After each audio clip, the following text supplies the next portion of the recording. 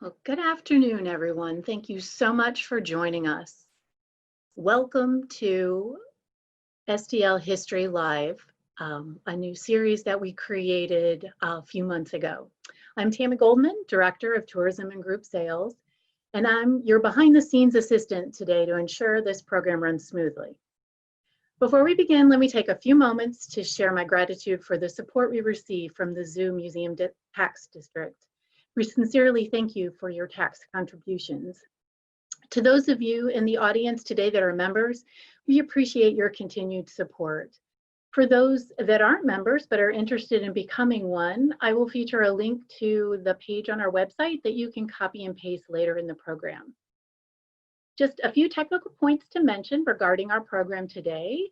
It will be about 30 to 40 minutes with a PowerPoint presentation followed by a question and answer session. You may submit your questions through the Q&A tab, which is found at the bottom on the toolbar. It's the bottom of the page. And you can submit your questions towards the end of the program, and I'll send a little reminder when you can do that. Our presenters will answer or try to answer as many questions as they can. The great thing is we have a lot of your emails, so if we don't get to everything, we'll try to follow up as best we can. Today we are providing closed captioning. To turn it on, that also is located at the bottom toolbar, and you can just click on the closed caption button and follow along that way. But today's program, while we've been doing the STL History series for the past few months, today's program starts a new segment that I've titled Tour Takeover. Since we are unable to get on a bus, as we have so many times with our Discovery Tours, we now are taking this every Friday on 2 p.m. that you'll have the opportunity to join us on tour around the community via your computer screen. So I'm excited to present to you today for our first program, Movers and Makers, led by Community Initiative Specialist Emily Underwood and Senior Curator Hattie Felton. With that, I'm going to let them take it away. Thank you, Tammy. Hi, everyone. Welcome. So let's get this started. As you can see, our tour bus is waiting for us. But before we climb on board, I want to give you just a little bit of context for today's virtual tour. And the first thing you should know is that, oops, I'm sorry. There we go. The first thing you should know is that St. Louis rocks for women entrepreneurs. In 2019, Seek Business Capital released their findings from a study analyzing data from the US Census Bureau, and they found that St. Louis was the #1 city for women startups. And for their purposes, they counted startups as any business that was 2 years old or less, and it had to have at least 51% ownership from women. The study found that St. Louis had 2,726 female-owned startups, which accounted for a little more than 45% of all the startups in the area. And in the same year, Business.com also ranked St. Louis as one of the top cities for women entrepreneurs, citing a percentage of women-owned businesses that falls somewhere in the 30 to 40% range. And then there are pockets as well around the city. For example, the strip along Delmar East has more than 25 businesses owned by Black women. So just in that one little concentrated area alone. But obviously, female entrepreneurship didn't just magically start in 2019. So in this little bit of time that we have with you today, Hattie and I are going to share a handful of stories about women from St. Louis's past and present who blazed their own trails in business. And I do just want to point out, there are literally thousands of women-owned businesses in St. Louis. Each one has a story worth sharing. Many of them have been affected by closures due to coronavirus. And so we're not going to be able to talk about the majority of them. In fact, we're just really going to be able to feature a few for you today. But I would definitely encourage you to seek them out and learn more about all the wonderful women-owned businesses in our city. And with that, I'm going to turn this over to Hattie to give you a little bit of history. Thank you so much. So looking back in history, traditionally a lot of tasks that involved the care and nurturing of people have often been seen as women's roles, and they were often carried out from the home. But in the early 19th century, the fields of nursing and education offered some of what were the earliest opportunities for women to step outside of the domestic sphere. And St. Louis has a really strong legacy of women in the field of education. And teaching opened a lot of doors for women outside the home early on in our history. Some of the earliest girls' schools in the region were operated by women or employed female teachers. And like the example that you see in the newspaper clipping that's on the slide, this was quite early. So this newspaper clipping is from 1840, and it talks about a woman named Mrs. Allen who owned and ran a seminary for young ladies in St. Charles. This started early, but continued throughout the 19th and 20th century with, St. Louisans like Susan Blow, who opened the first successful public kindergarten in the country, and so many other women.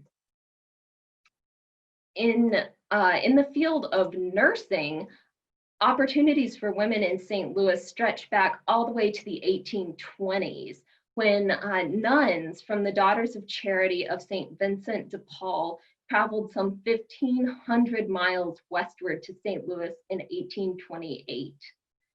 These women helped open the first hospital west of the Mississippi. And it started off in a small log cabin, but it's a hospital that's still around today, and it's now called the SSM Health DePaul Hospital.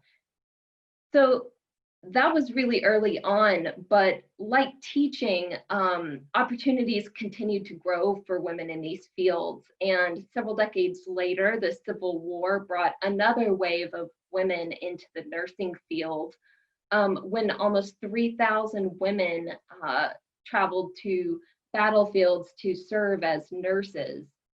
And continuing into the early 20th century, Homer G. Phillips Hospital opened in the Ville neighborhood, and Homer G. Phillips served as a groundbreaking center for teaching. It was the first Black teaching hospital west of the Mississippi, and it trained and opened career opportunities to generations of African American women in St. Louis.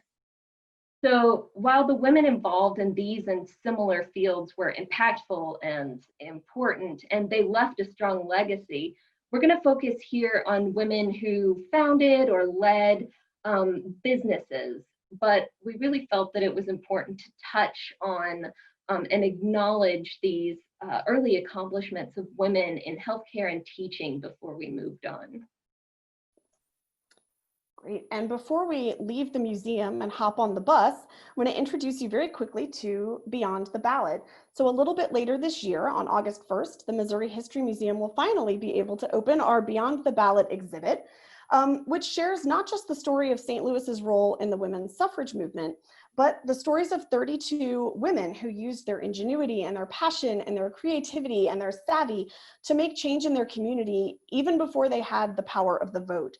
Not all of them were entrepreneurs, but a few were. And so we just wanted to give you a very quick introduction to them. So we're going to start with Jeanette Forshey. She was a free African-American woman who received one of the first St. Louis town lots and a farm lot in 1766, along with her husband, who died just 4 years later. And the map here shows in that little pink square that you can see, I don't know if you can see my cursor, but that little shaded pink area is where she lived, which is basically where the arch is located today. And while she didn't own a separate brick and mortar business, as a widow, she began earning her own money through the farm and then also by taking in laundry, which we know because we have an inventory of her possessions. And you can see some of that here. There's a little bit up there and you can see the kettle. So she put together this personal inventory. This was something she requested when she had the foresight to request when she got married for the second time to a man named Pierre Ignace, who was also known as Valentine. This listed out all of her possessions and later, oh, and here's her marriage contract. I'm sorry, I meant to point that out as well. And this is her X that she used to make her mark. And I actually have not seen this in person, but Hattie has and says that it's pretty remarkable. The X really makes a firm mark on the page. You can actually see the mark into the paper. So she did that with purpose.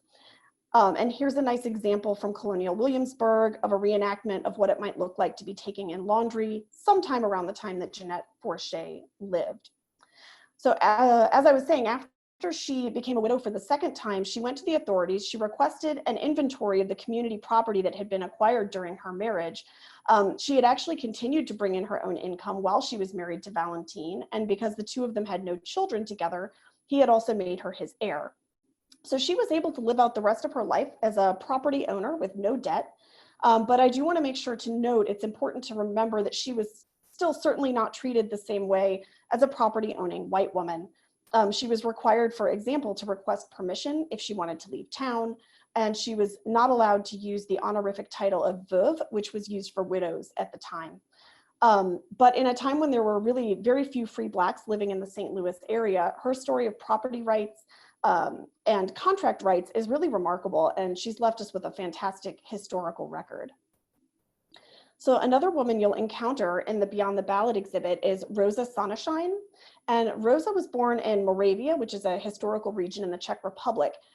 But in 1864, she and her husband, who was a rabbi named Solomon, they left Moravia for various posts, rabbinical posts, and eventually landed in St. Louis.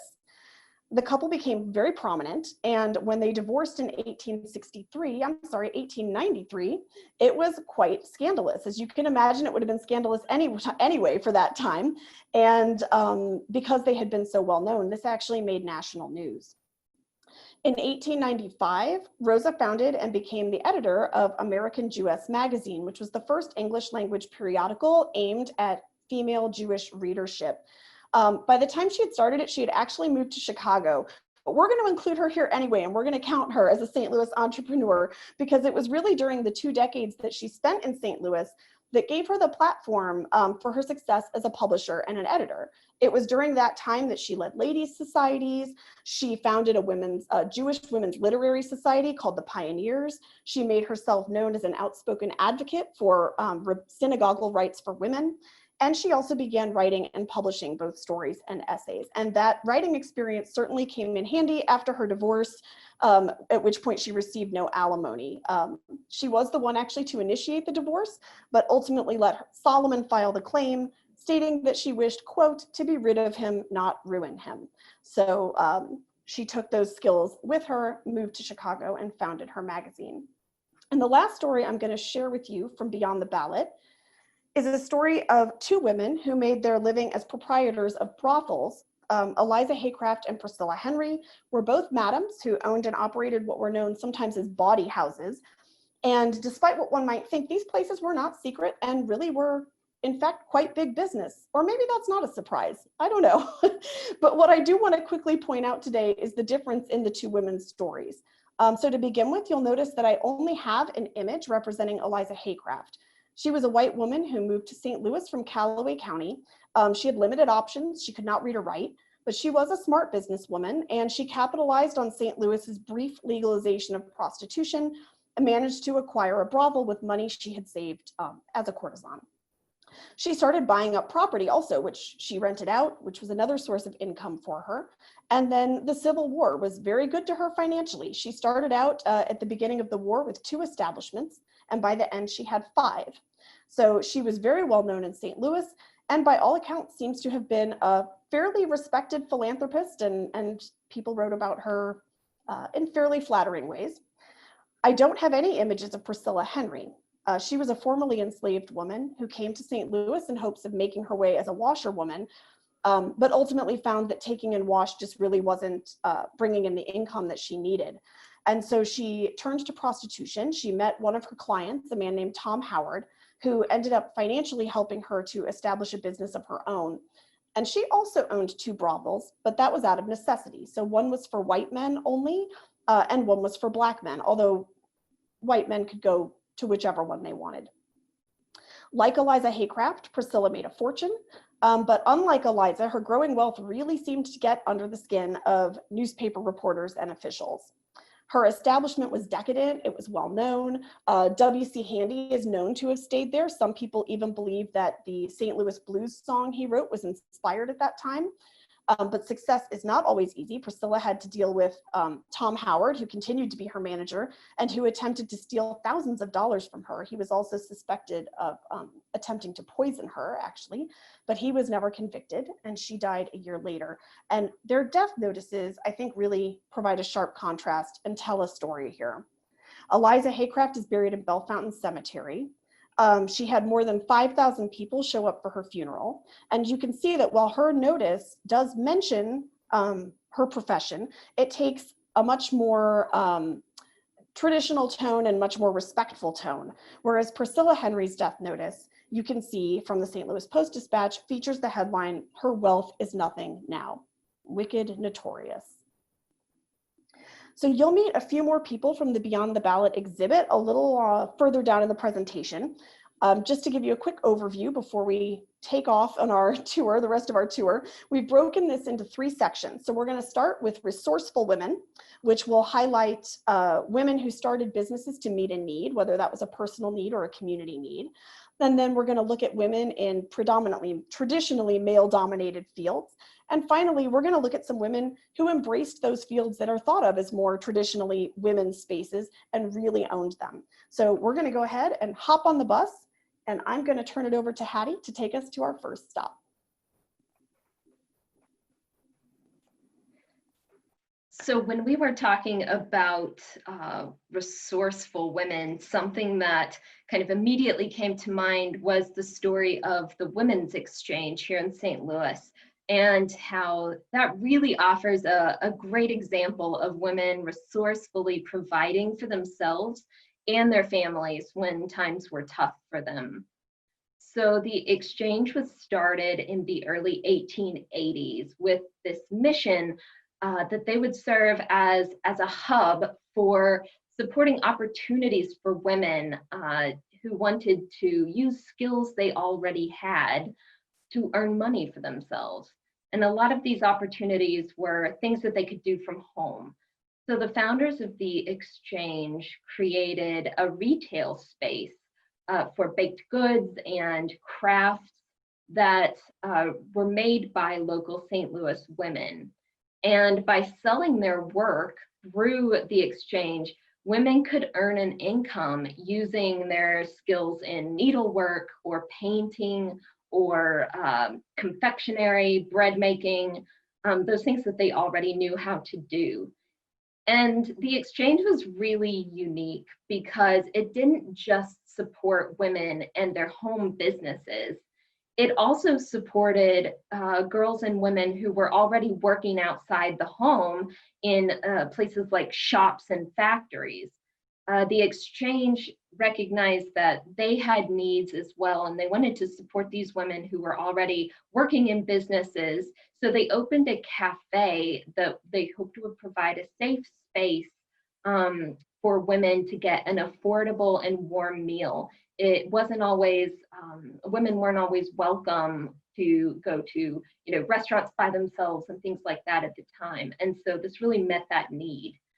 By the end of their second year in business, the exchange had served about 40,000 meals to these working women, and they had paid out about $10,000 in consignments to those women working to furnish the shop's shelves with their craft. That's a lot of money in the 1880s. And the business was going so well that soon after they outgrew the space they were renting, and they purchased a larger building on Locust Street.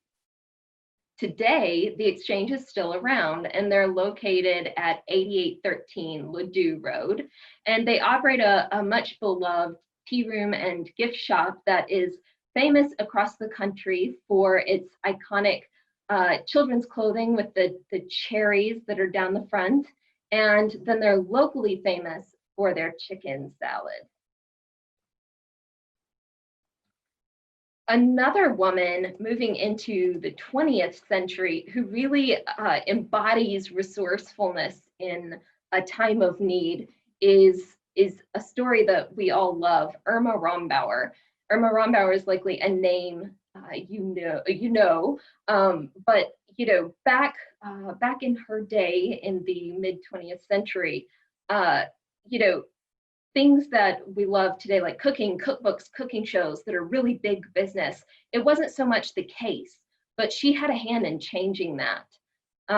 You may have a copy of The Joy of Cooking in your own kitchen, or your mother may have one. But Irma Rombauer, who wrote The Joy of Cooking, she didn't start off as an accomplished chef. She wasn't even a particularly notable home cook.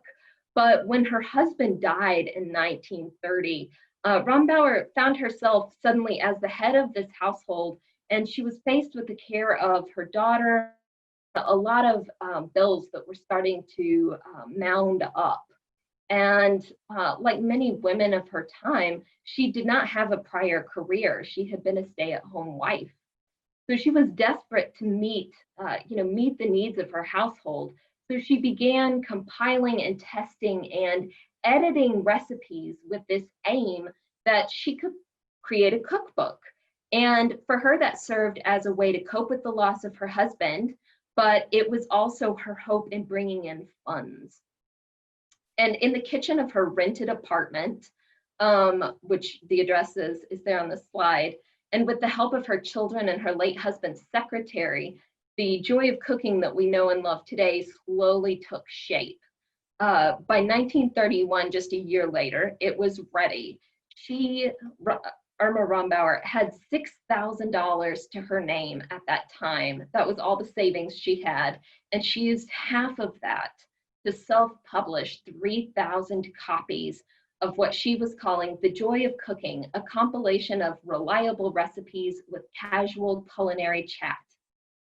Today, The Joy of Cooking is in its 8th edition, and it's sold 18 million copies. And the Joy of Cooking was named by the New York Public Library as one of the 150 most influential books of the 20th century. It was actually the only cookbook to be given that honor.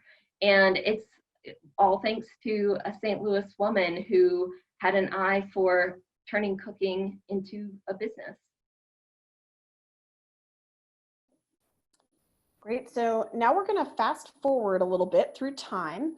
We're gonna head first over to Devonshire Avenue to Espresso Yourself, which is a coffee shop owned by Julie Karagianis and Tracy Calabro. They are otherwise known collectively as by their maiden name as the Fox Sisters, and they're also known individually as Happiness Junkie #1 and #2. And we're gonna go ahead and pull up to their curb, and you can incidentally do the same thing because they are open for curbside business. But we are pulling up here because yes, they are a woman-owned business, but they are also a member of another organization called the Women's Creative that was founded by 3 women, Megan Rohal and Christina Weaver. So the Women's Creative is a business dedicated to supporting the local female brand. They saw a need for women vendors to have a welcoming space and build community. And so 2 years ago, they started a series of vendor marketplaces and pop-ups that women-owned businesses could participate in as a way to help their businesses grow, both in their work and in their reach. And along the way, they found that a lot of these women were also in need of workshops, of coaching, of other kinds of support. So beginning in 2019, they started hosting monthly workshops, and out of that grew a monthly subscription membership service called The Collective, which currently has over 120 members. And these members do get access to certain resources, but I do want to note that the membership in The Collective is not required to participate in the vendor marketplace or to be included on their website, which is thewomenscreative.com.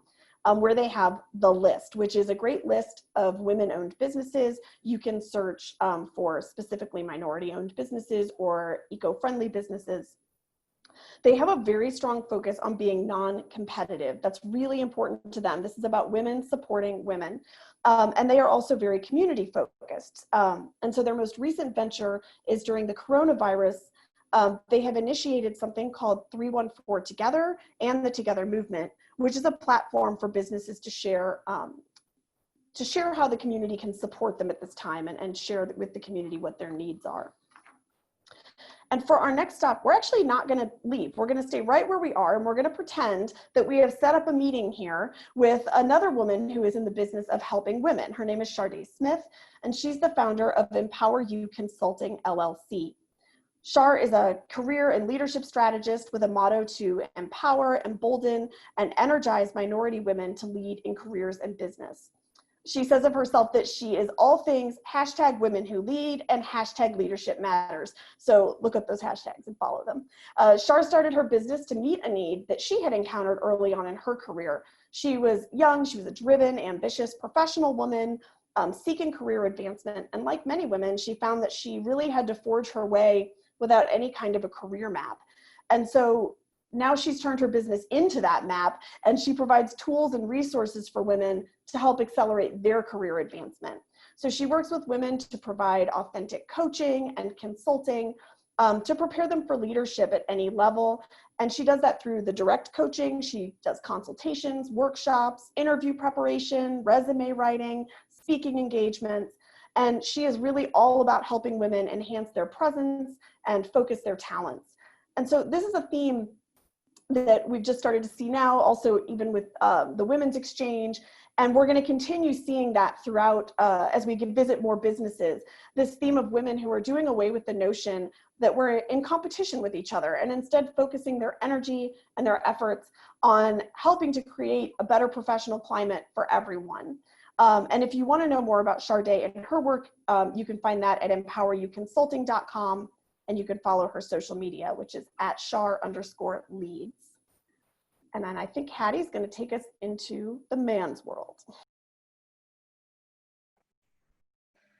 Yes, so jumping back in time, a lot of the opportunities that we're highlighting in these businesswomen of today were very male dominated, especially looking in the 19th and early 20th centuries.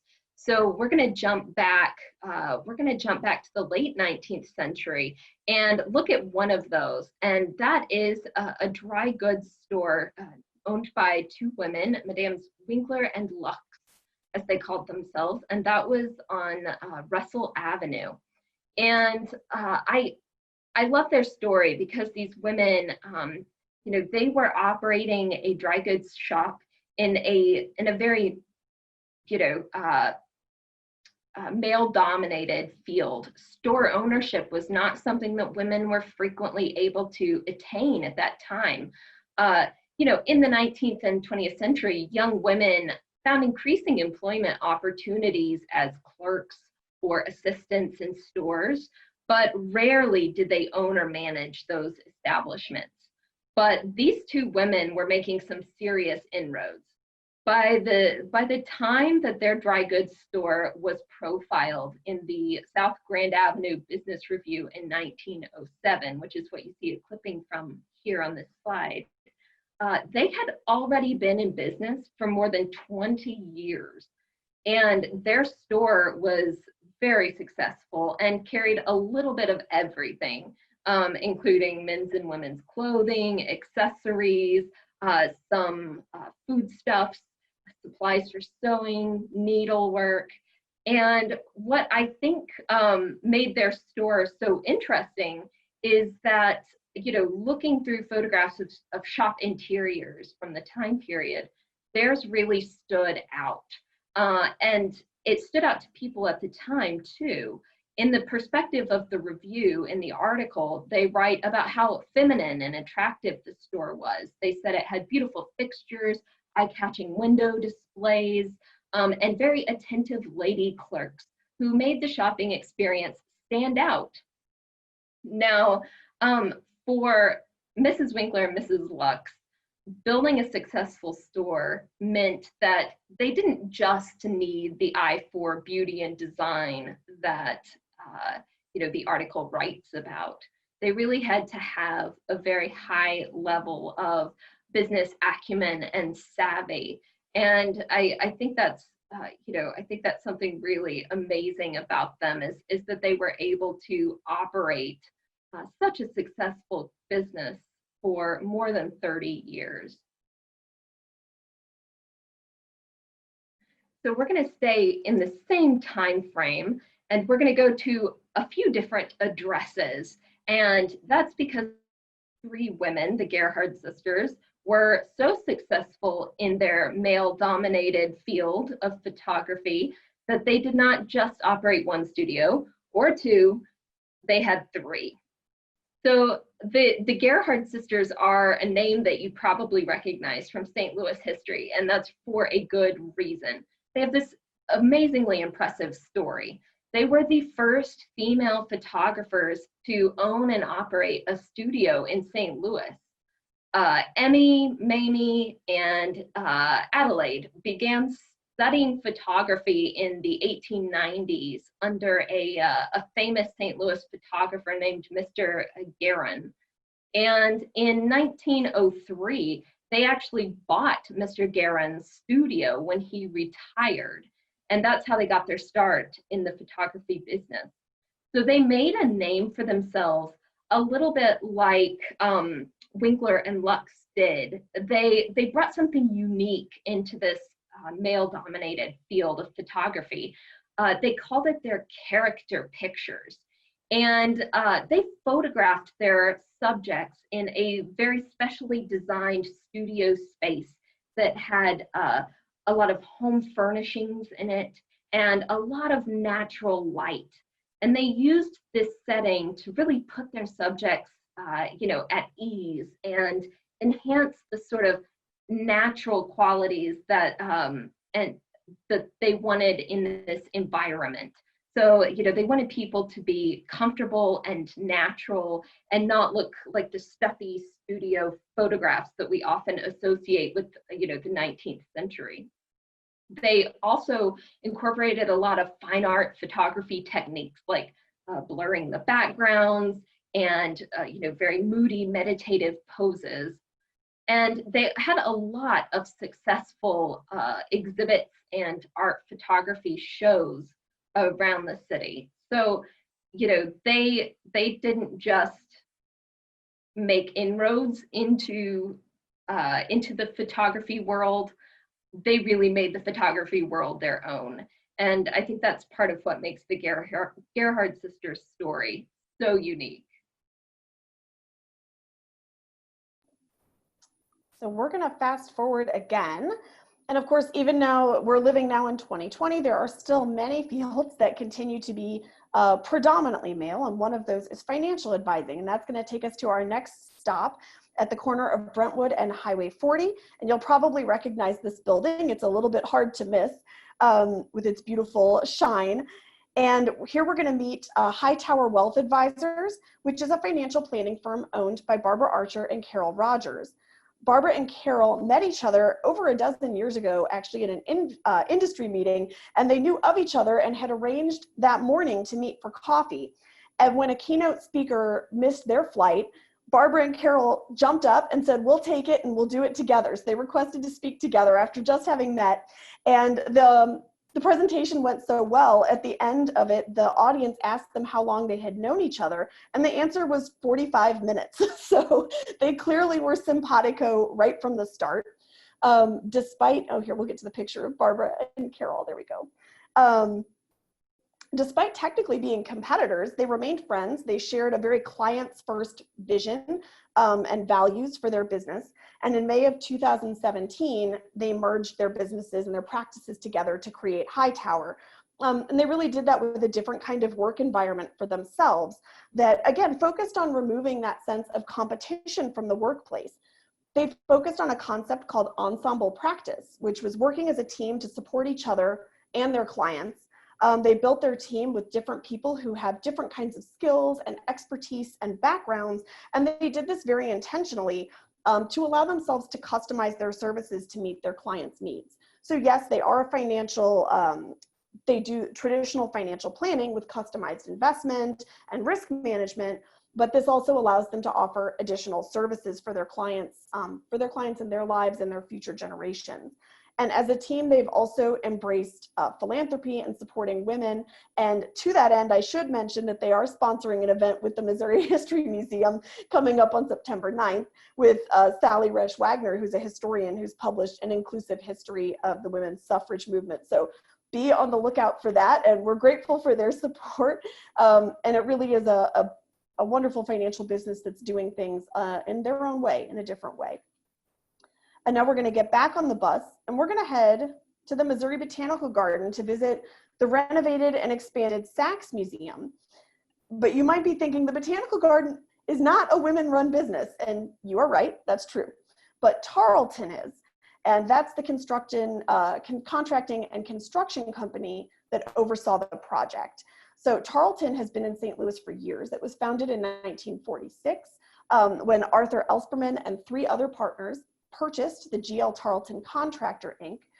And over the decades, they've been responsible for many buildings that you see around St. Louis, including the Pope Pius XII Memorial Library at St. Louis University. They did the LEED certified Earth and Planetary Sciences building at Washington University, among many, many others. But what about women leadership, right? I just said it was founded by guys. So in 1999, Tracy Elsperman Hart became the 3rd generation to lead Tarleton as its president. And so she now heads up the company. There we go.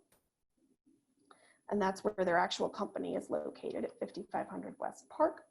And they are now recognized by the Women's Business Enterprise National Council as a certified women's business enterprise. They employ 350 people, and they are known nationally and recognized for their work with very complex construction and renovation projects. And they do support women at all levels of business.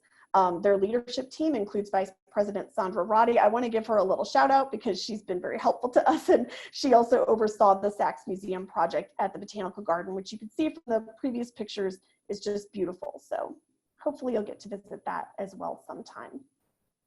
And now we're going to turn it back to Hattie again.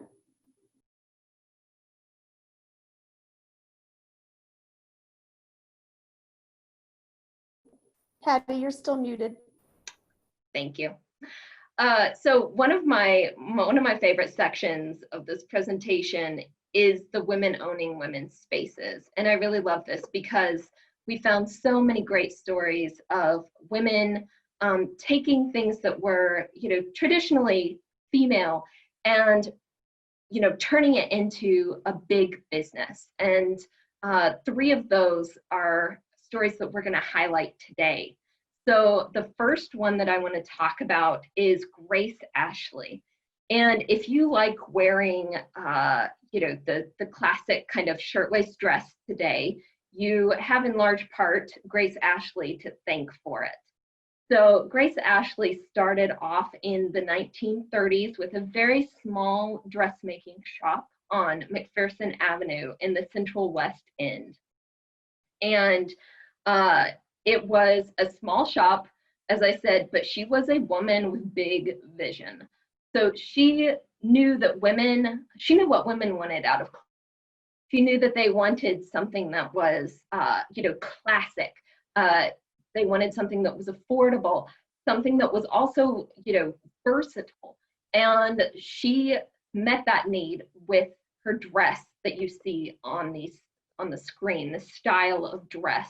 It came in a variety of colors and patterns and fabric choices, and it had these interchangeable decorative studs on the shirt part of it that you could accessorize differently depending on if you wanted to wear it during the day, something a little more subdued perhaps, and then if you wanted to wear the same dress in the evening, you could just switch the studs out for something a little more glamorous and eye-catching. And it was a hit. Women loved her dresses. And she really took her business to the next level because it wasn't just her product that was great. She had this vision for marketing. She wanted to market these not just to St. Louisans, but across the country. And she did that. She wanted to make her product seem, even though it was affordable, she wanted to make it seem a little bit exclusive and So she limited the number of stores that were in a city so that you could only go to one spot to purchase your Grace Ashley dress. She also had a vision for how her business would be advertised. And so she had full creative control for a long time over her advertisements that appeared in newspapers and women's magazines. In fact, she knew what she wanted so much that she often was the model in her dresses that were being advertised. And all of this vision that she had really made her successful. So her shop, her factory here in St. Louis actually shipped out 3,000 to 4,000 dresses per week at the height of their production. That is a lot of dresses going out to women across the country. And if you are interested in Grace Ashley's story or fashion history, there's a great blog post about her on our website that I would encourage you to check out. The next woman that I want to highlight is a woman who had a huge impact on St. Louis's garment industry, which we're famous for. But she's a name that you might not know. Mabel Preston was a master clothier and a pioneer in the St. Louis Washington Avenue garment district. And she was also a businesswoman who for a time owned and operated her own dressmaking shop in North St. Louis City. Preston was born here in St. Louis in the 1920s, and she grew up in Mill Creek. She attended Booker T. Washington Technical School, and she got her degree in dressmaking and tailoring. And she found work at the Alfred Weber Company, and then later at Bridal Creations, that were two Washington Avenue garment factories. And while at Bridal Creations, Mabel Preston really advanced quickly, and she became a sample maker. And she was the first African American to attain the position of sample maker here in St. Louis. And a sample maker was really a key part of the garment making process. It was the person who essentially controlled whether or not a design was ready for mass production. If a piece didn't receive Mabel Preston's stamp of approval, it could grind everything to a halt. So according to a historian on the garment industry named Raymond Dennis, Preston's skill in sample making helped break down the color barrier in the garment industry. As a much sought after sample maker, she was able to attain and receive the same or more money as other sample makers. And she really led the way for African American workers to receive equal pay in the garment industry here in St. Louis. And what I love is that, oh, can you go back just a second, Emily?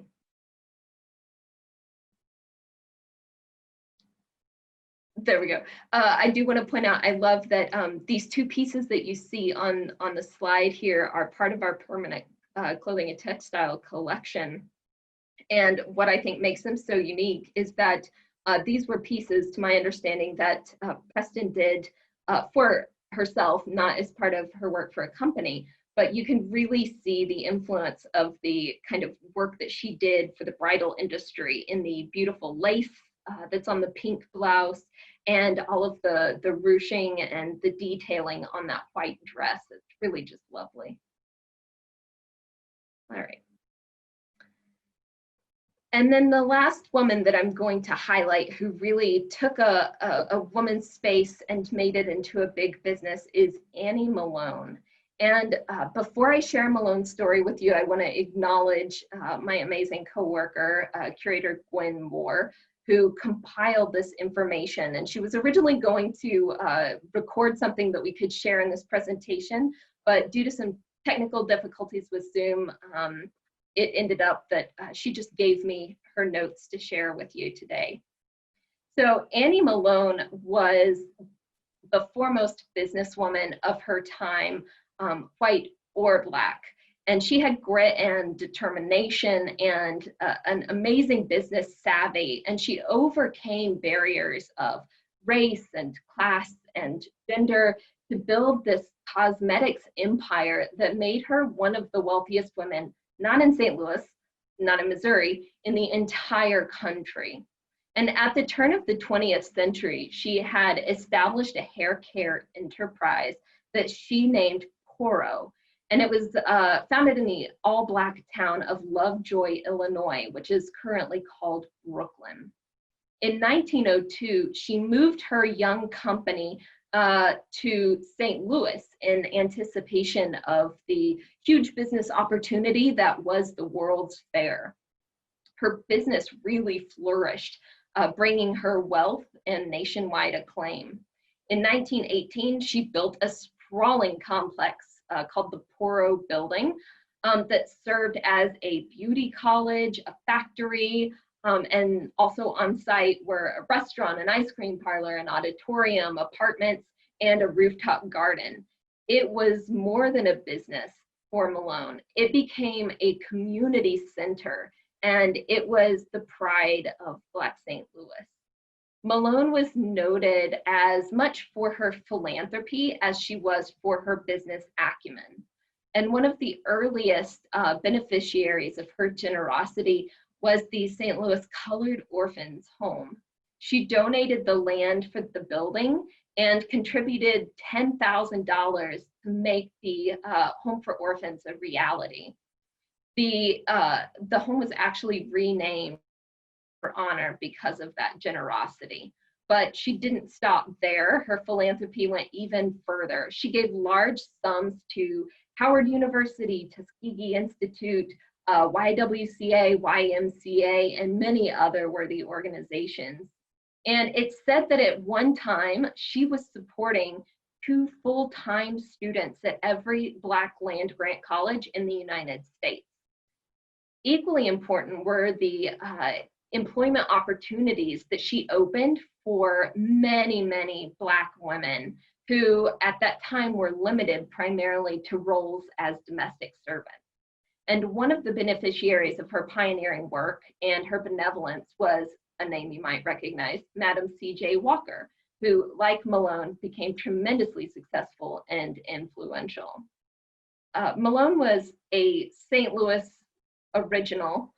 She was a businesswoman who really burnished the image of this city as a place of possibilities. And if you are intrigued by Malone's story, or maybe you've seen Self-Made, there's also an interview with Gwen on St. Louis on the Air that touches on that, and I would encourage you to give it a listen.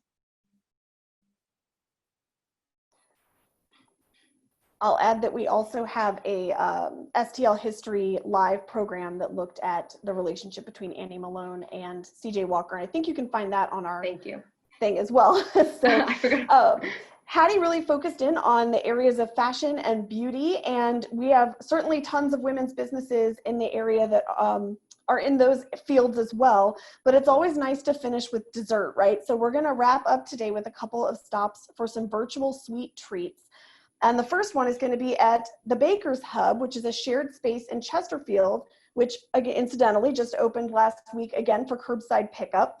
And we're stopping here to meet one of the bakers of the Baker's Hub. Her name is Patricia Upchurch, and she owns Patty's Cheesecakes. Pat was really born to be a baker. It's a family legacy for her. Growing up, she learned to cook from her dad. He was a chef. And her love and passion for cooking just really grew out of all that time she spent in the kitchen next to her dad, standing on a step stool, learning all the tricks and secrets of the kitchen. Her grandmother was also a really amazing cook, and she was best known for her cheesecakes. And so when her grandma decided not to make her cheesecakes anymore, as she was getting older, she passed along both her recipe and her mixer to Pat. And with the recipe and that mixer, Pat created Patty's Cheesecakes. She opened it in 2013, really as a way to honor, let's meet Pat, there she is. She opened it as a way to honor the legacies of both her father and her grandmother, and really to spread happiness and joy through the language of food. She is a big believer in the way that food brings people together, and her business motto is "We make people cheese," which I love. Her focus is on artisan cheesecakes, so that includes traditional cheesecakes. She also makes mini cheesecakes, but she also really puts her creativity into it to take traditional things like cookie sandwiches and whoopie pies and do cheesecake versions of them. She says right now, because of the pandemic, some of the ingredients she likes to use can be hard to come by. So her selection does change based on what's available to her, but she always has something ready, delicious for you to eat. So you can visit and check out some of those choices at pattiescheesecakes.com. And then our final stop today is going to be in Lafayette Square, although really we could have gone to any one of the 3 locations for Clementine's Naughty and Nice Creamery. Tamara Keefe launched Clementine's in 2014, and she really quickly made a name for herself with her unique small batch flavors that you can find on her website, which is clementinescreamery.com. And they include vegan flavors, and probably what she's most noted for are her alcohol-infused options. Getting into the ice cream business really grew out of Tamara's childhood. She grew up in a large Irish-Italian impoverished family, and she and her family members were unable to join the other churchgoers for post-church outings to the local ice cream parlor. And so for her as a young child, that felt very isolating. But when her mother purchased a $2 ice cream maker at a garage sale, and the family started their own Sunday ice cream tradition, and the ice cream they made was just so delicious that word spread around the neighborhood, and neighbors started to join them. And they would even bring ingredients like sugar along with them and make it sort of a potluck almost of ice cream making. So much like Pat, Tamara really understood the power of food to bring people together. And the St. Louis community has definitely responded. Tamara and Clementine's Creamery have been featured in local and national press. They've appeared on Watch What Happens Live with Andy Cohen.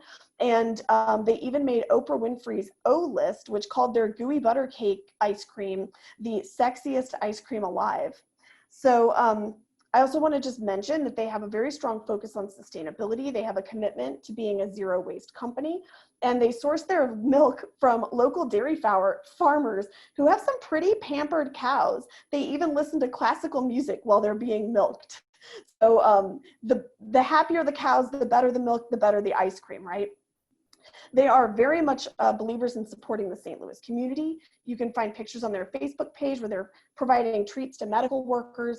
And again, just to finish out with the same theme of they don't believe in being competitive, and they very much love to partner with other small businesses and really be a part of the community here in St. Louis.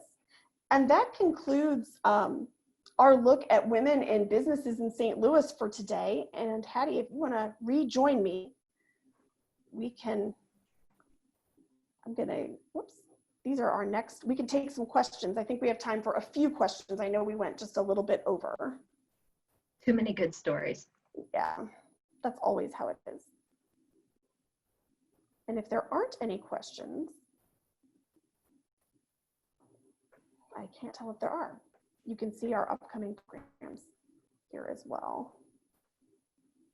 Well, I think it was an excellent program. I'm so happy that you were able to provide this wonderful stories, not just one story, but a multitude of fabulous stories. I'm just stalling along with you to see if any more questions come through, but it looks like you probably answered them all because we were just jam-packed. Do either one of you have anything else that you want to add before we wrap this up? Thank you to everybody who came. Yeah, thank you. And please do check your Chamber of Commerce websites. You can visit the list from the Women's Creative, look for women-owned businesses in the city and the county, and please go out and support them. Yeah, and visit Beyond the Bell when it's open. Well, with that, I want to thank everyone again.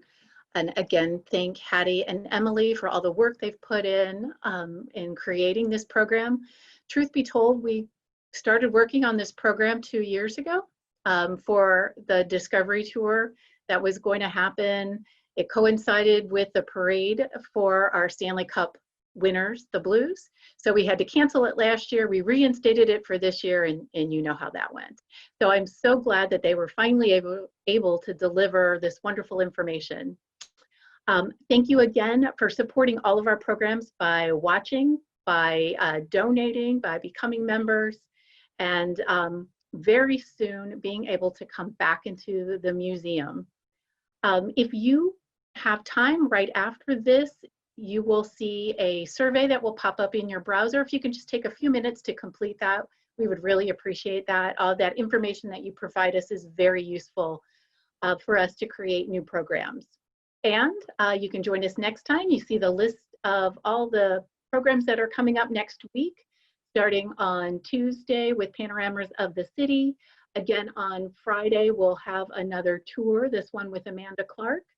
And we have a great program on Thursday evening as well. With that, I will say have a wonderful day, night, and weekend, and we will see you next week. Thank you.